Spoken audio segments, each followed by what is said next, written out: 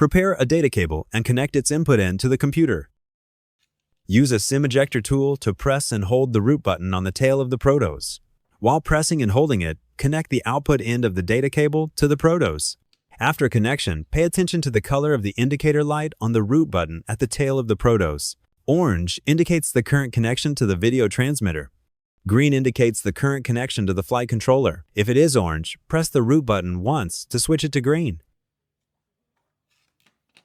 Install the battery on the Protos. During the upgrade process, ensure adequate heat dissipation for the video transmitter.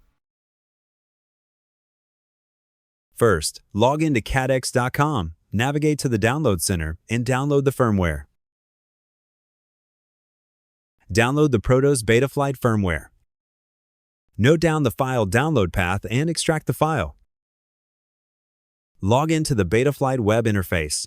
Enable Auto Connect at the top right corner. If the aircraft is successfully connected, the paired device will be displayed at the top left corner. If the paired device is not displayed, it indicates that the Protos has not been successfully connected. Simply reconnect.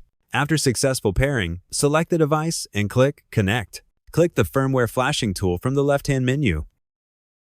Click Load Firmware at the bottom right corner.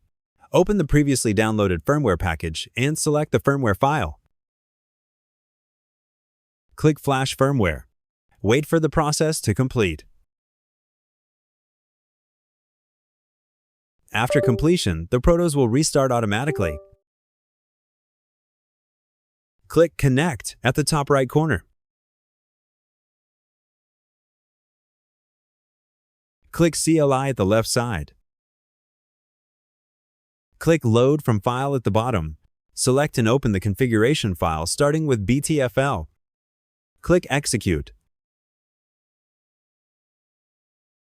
After the process is completed, enter Save in the input box and press Enter.